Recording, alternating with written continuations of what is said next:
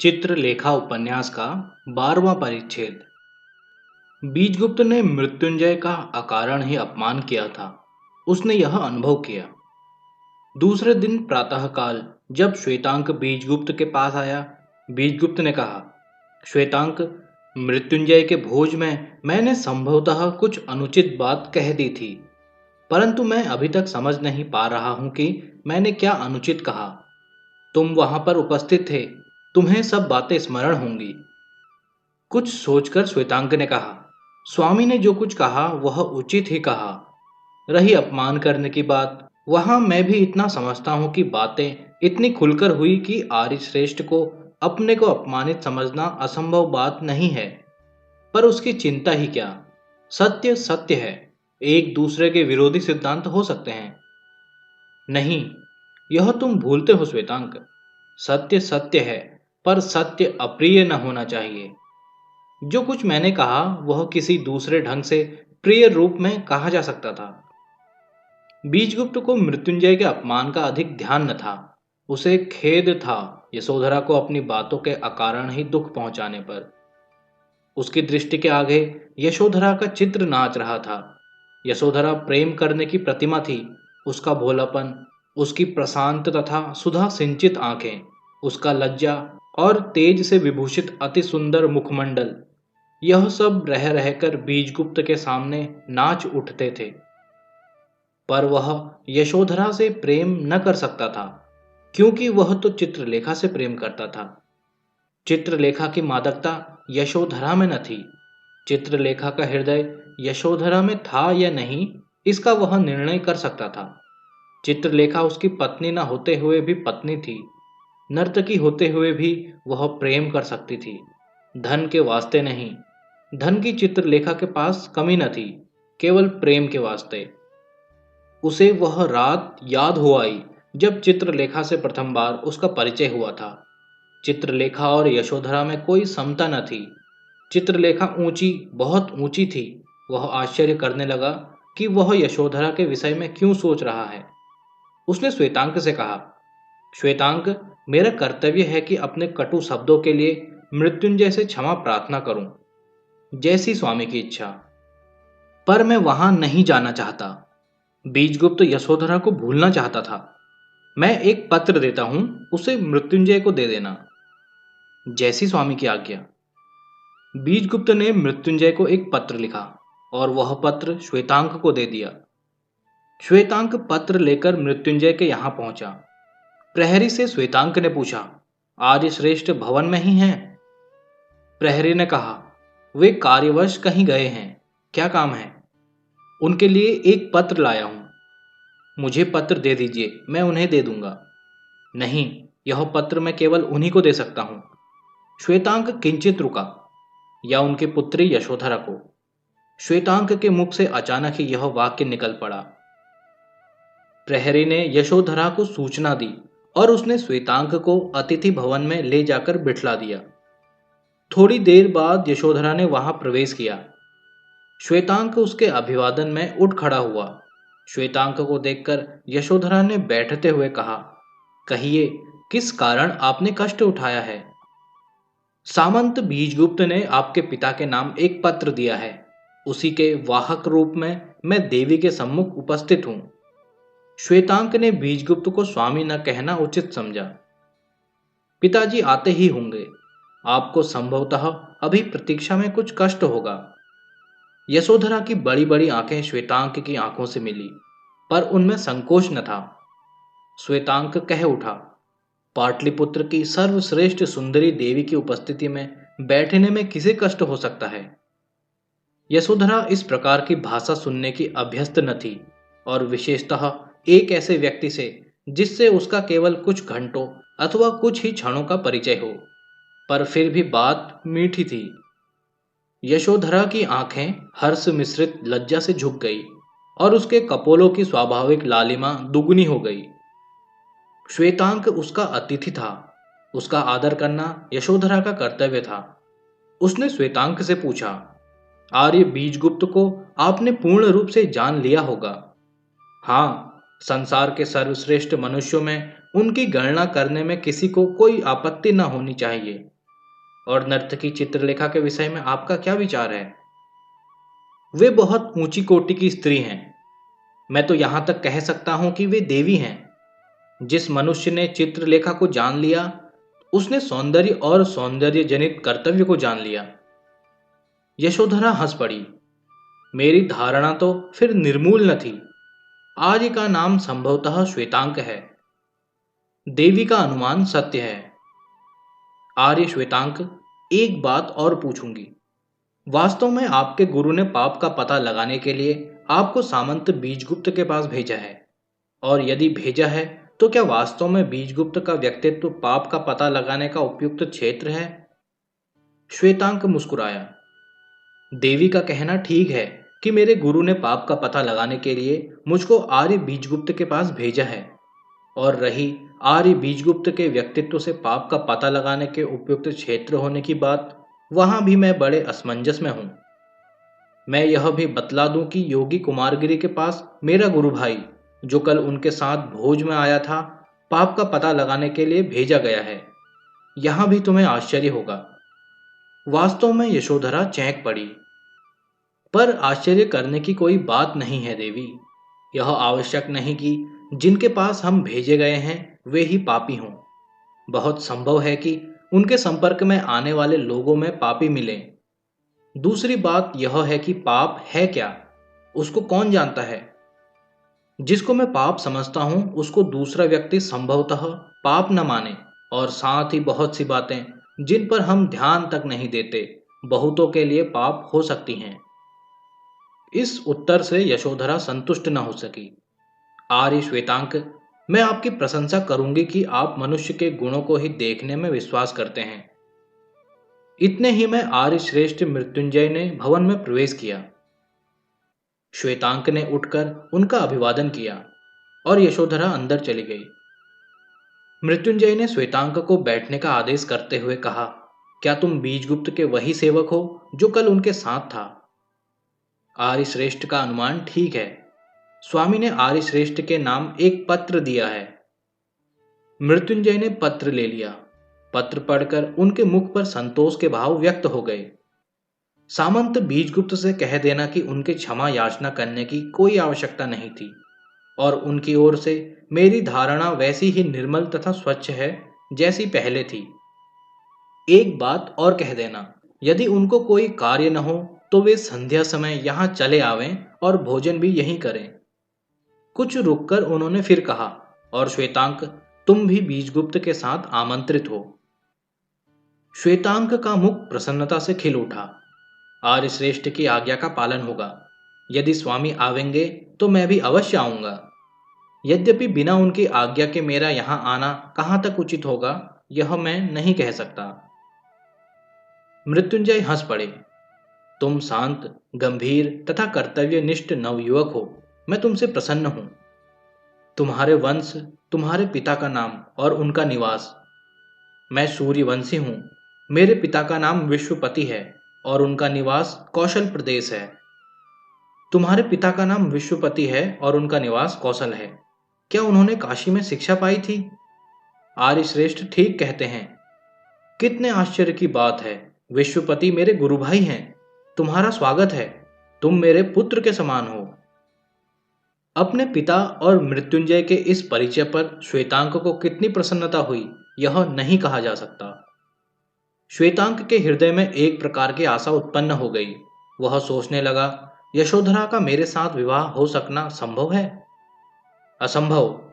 श्वेतांक जानता था उसके पिता का वैभव नष्ट हो चुका था और इसीलिए उनके पिता ग्रामीण जीवन व्यतीत कर रहे थे। वह उच्च कुल का था, पर इससे क्या। मृत्युंजय उसके पिता से धन में श्रेष्ठ थे, वैभव में श्रेष्ठ थे और अधिक शक्तिशाली थे। विवाह में इन बातों की समता आवश्यक होती है। फिर भी आशा दब न सकी। श्वेतांक को मौन देखकर मृत्युंजय ने कहा, वत्स श्वेतांक, मेरे भवन को तुम अपना ही समझो। मुझे आश्चर्य होता है कि विश्वपति ने तुम्हारे यहां होने की सूचना मुझे क्यों न दी। मेरे पिता आजकल वानप्रस्थ जीवन व्यतीत कर रहे हैं। बहुत संभव है कि यह कारण रहा हो। अच्छा तो आर्यश्रेष्ठ आज्ञा दें। भोजन का समय हो गया था। मेरे यहाँ इस समय भोजन करने में तो तुम्हें कोई संकोच न होगा। श्वेतांक ने मुस्कुराते हुए कहा, संकोच की कोई बात नहीं है आर्यश्रेष्ठ, पर मैं इस समय आर्य बीजगुप्त का सेवक हूं। बिना उनकी आज्ञा के मैं कोई काम नहीं कर सकता। अच्छा तो अब आप मुझे आज्ञा दें, विलंब हो रहा है। आर्य बीजगुप्त मेरी प्रतीक्षा कर रहे होंगे। साधुवाद। अपने कर्तव्य को तुम भली भांति समझते हो। मैं तुम पर प्रसन्न हूं। तुम जा सकते हो, पर बीजगुप्त से तुम मेरी बात कहना ना भूलोगे। श्वेतांक लौट आया। बीजगुप्त ने उनसे मृत्युंजय के यहां निमंत्रण की बात कही। बीजगुप्त कह उठा, मुझे निमंत्रण मिला है, पर क्या मेरा वहां जाना उचित होगा?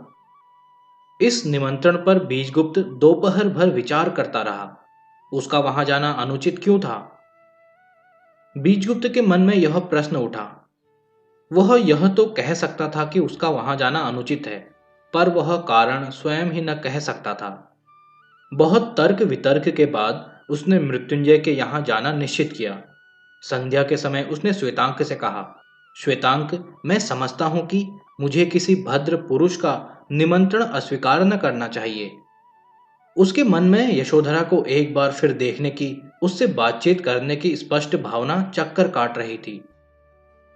रात्रि के समय बीजगुप्त श्वेतांक के साथ मृत्युंजय के यहां पहुंचा। आर्य मृत्युंजय के भवन में पिछली रात किसी चहल पहल न थी। वहां का वायुमंडल शांत था। मृत्युंजय ने बीजगुप्त का स्वागत किया। विश्राम भवन में जाकर वे लोग बैठ गए। यशोधरा वहां पहले से ही बैठी हुई उनकी प्रतीक्षा कर रही थी। आर्य बीजगुप्त, उस पत्र की कोई आवश्यकता नहीं थी। मृत्युंजय ने वार्तालाप आरंभ किया। आर्यश्रेष्ठ, अपनी भूल को स्वीकार करना प्रत्येक व्यक्ति का कर्तव्य है। मृत्युंजय हंस उठे। तुम्हारा सेवक श्वेतांक मेरे गुरु भाई विश्वपति का पुत्र है। मुझे आज यह विदित हुआ। इतना कहकर मृत्युंजय ने श्वेतांक की ओर देखा। किंतु आर्यश्रेष्ठ, श्वेतांक मेरा सेवक नहीं, गुरु भाई है। आर्य बीजगुप्त, आज आपको कुछ विलंब हो गया है। हाँ, आज काशी से मेरे कुछ अतिथि आ गए थे। इस बार यशोधरा ने कहा, काशी तो बहुत सुंदर तथा प्राचीन नगरी है। क्या आप काशी हो आए हैं? बीजगुप्त हंस पड़ा। मेरे जीवन का सबसे सुंदर काल काशी में ही व्यतीत हुआ है। मेरे गुरु महाप्रभु रत्नांबर का निवास स्थान पहले काशी में ही था। देवी यशोधरा, काशी तो यहां से निकट है। मैंने संपूर्ण उत्तर भारत का पर्यटन किया है। तो फिर आपने हिमालय पर्वत के भी दर्शन किए हैं? हाँ, हिमालय और हिंदुकुश पर्वतों को भी मैंने देखा है।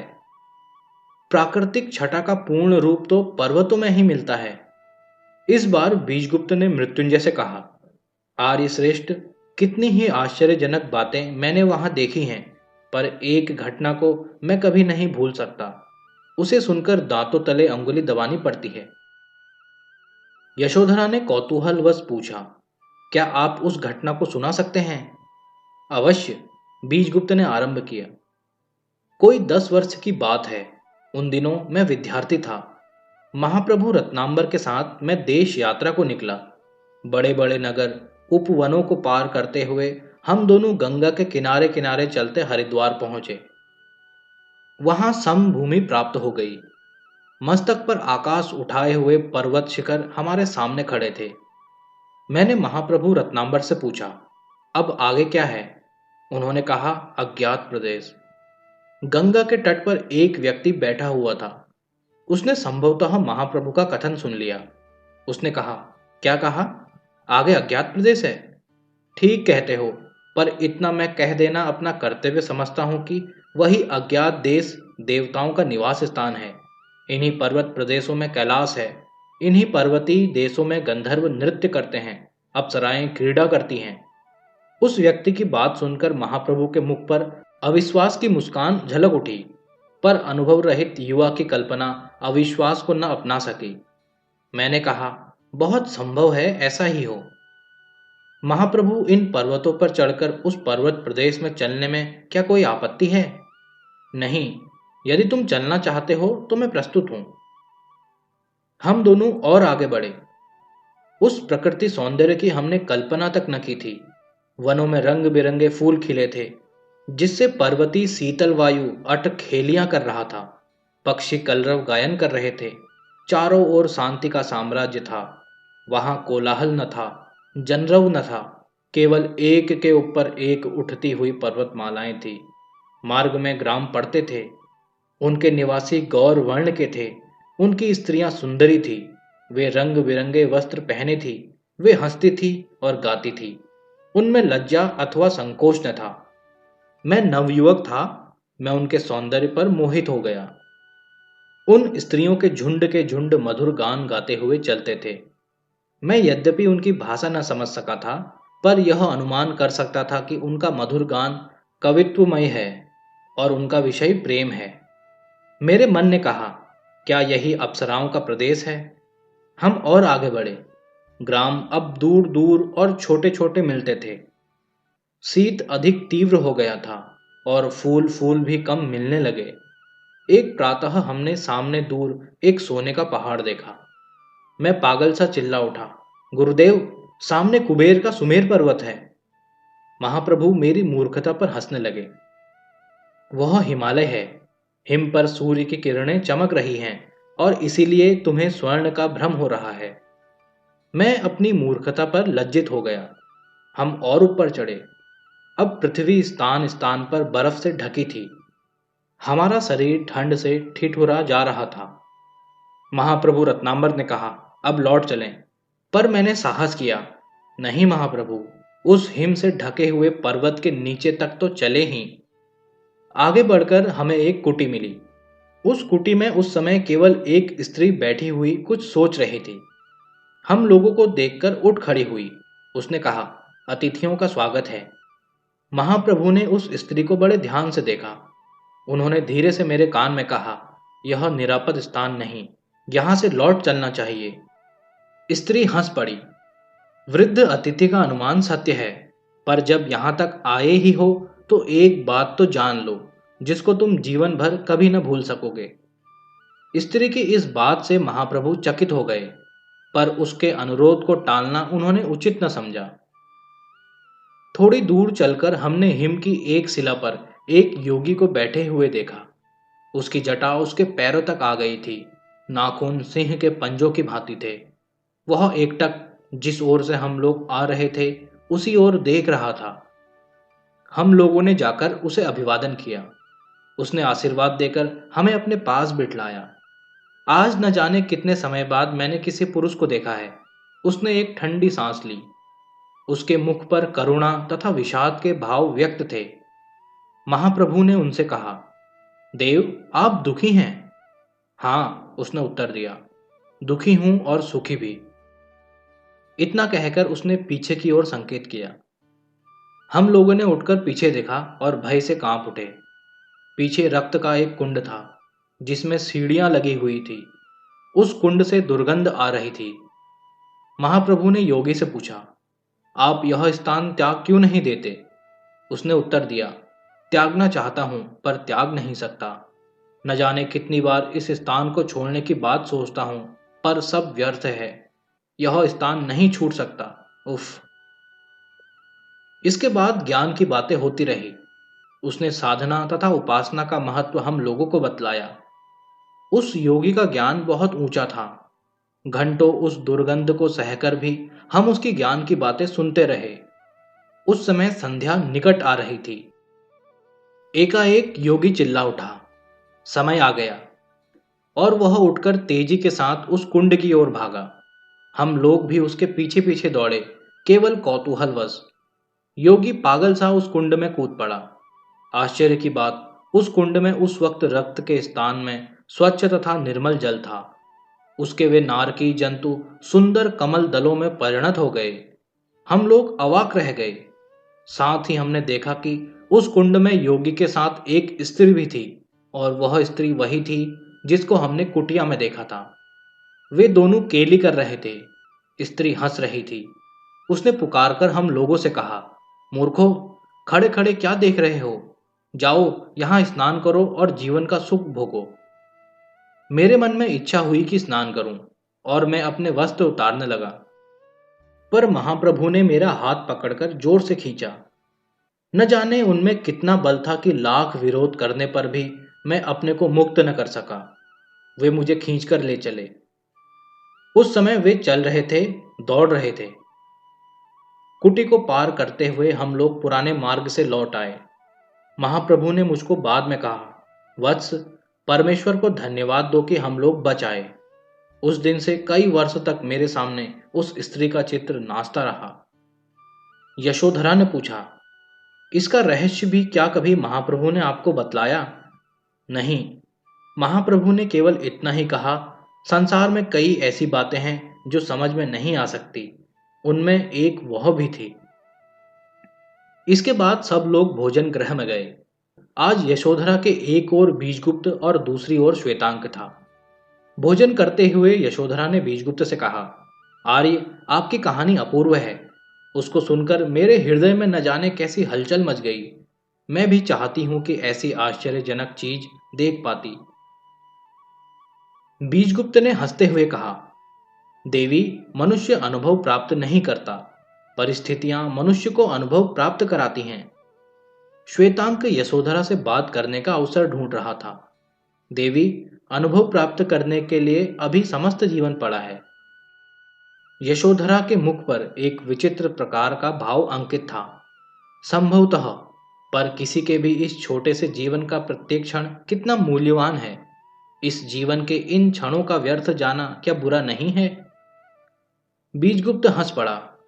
हमारे प्रत्येक कार्य में अदृश्य का हाथ है। उसकी इच्छा ही सब कुछ है। और संसार में इस समय दो मत हैं।